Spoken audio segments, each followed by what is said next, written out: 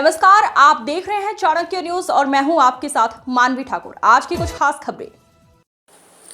उत्तर प्रदेश में सरकारी भूमि और ग्राम समाज की जमीनों पर अवैध कब्जे को लेकर प्रशासन सख्त नजर आ रहा है। इसी क्रम में एक महत्वपूर्ण बैठक आयोजित की गई, जिसमें 4 प्रमुख मुद्दों पर चर्चा हुई। ग्राम समाज की भूमि से कब्जे हटाना, फॉर्मर रजिस्ट्री की प्रगति, आई गार्ड कर्मियों की अभियान और वक्फ संपत्तियों की जांच। बैठक में एसडीएम महोदया ने सभी संबंधित अधिकारियों को स्पष्ट निर्देश दिए कि ग्राम समाज की भूमि पर किसी भी प्रकार का अवैध कब्जा बर्दाश्त नहीं किया जाएगा। फॉर्मर रजिस्ट्री की प्रगति तेज करने के निर्देश दिए गए। वहीं सभी कर्मचारियों को आई गार्ड कर्मयोगी पोर्टल पर अपना पंजीकरण सुनिश्चित करने को कहा गया। इसके अलावा वर्ष 2022 में जारी शासनादेश का हवाला देते हुए कहा गया कि जो सार्वजनिक संपत्तियां गलत तरीके से वक्फ के रूप में दर्ज कर दी गई हैं, उन्हें निरस्त कर उनके मूल स्वरूप में पुनः दर्ज किया जाए। सभी लेखपालों को 1 सप्ताह के भीतर ऐसी संपत्तियों की जानकारी उपलब्ध कराने के निर्देश दिए गए, ताकि अवैध कब्जे को हटाने और गलत प्रविष्टियों को सुधारने की कार्यवाही तेज की जा सके। प्रशासन ने यह भी स्पष्ट किया कि अवैध कब्जों के खिलाफ कार्यवाही एक सतत प्रक्रिया है, आगे भी जारी रहेगी। मधमपुर क्षेत्र में सामने आए एक मामले में धारा 77 के तहत कार्यवाही विचाराधीन है, जिसमें कुछ नाम सामने आए हैं। सभी मामलों के संबंधित पक्षों को साक्ष्य प्रस्तुत करने का पूरा अवसर दिया जा रहा है। यह एक नियमित मीटिंग थी और इस मीटिंग के 4 एजेंडे थे।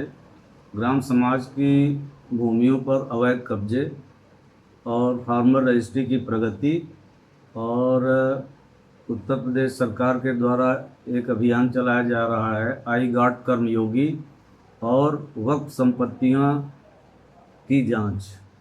इन चारों बिंदुओं पर एसडीएम महोदया के द्वारा सभी लोगों को निर्देश दिए गए, जिसमें फार्मर रजिस्ट्री की प्रगति बढ़ाए जाने के निर्देश दिए गए।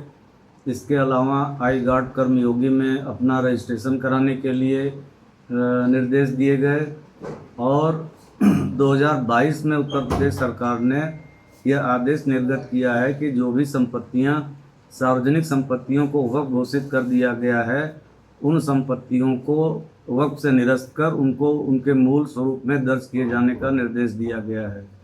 इस क्रम में सभी लेखपालों को निर्देशित किया गया है कि 1 सप्ताह में वो इस प्रकार की सूचना उपलब्ध कराएं, जिससे कि इस प्रकार के ग्राम समाज पर अवैध कब्जे हटाए जा सकें और जो वक्फ संपत्तियां गलत रूप से वक्फ दर्ज कर दी गई हैं, उनको वापस ग्राम सभा के मद में दर्ज कराया जा सके। तो सर, ये जो ग्राम समाज की भूमि पर आपने कब्जे को लेकर बात कही है, तो ये कितने कब्जे अब तक मुक्त करा दिए गए होंगे लगभग? अब तक बहुत कब्जे मुक्त कराए गए और यह एक नियमित प्रक्रिया है और यह नियमित प्रक्रिया के रूप में चलता रहेगा। और शासन की भी इसी प्रकार की मंशा है कि कोई भी व्यक्ति जो है अवैध कब्जा सरकारी भूमि पर नहीं कर सकेगा। उस नीति का अक्षरशः पालन कराया जा रहा है। सर, एक मखदूमपुर में भी एक मामला ऐसे सामने आया था, उसमें भी एक पॉलिटिकल नाम सामने आ रहा है। उसके बारे में धारा 67 की कार्रवाई विचाराधीन है। सर, कितने नाम सामने आ रहे थे और किन किन के थे?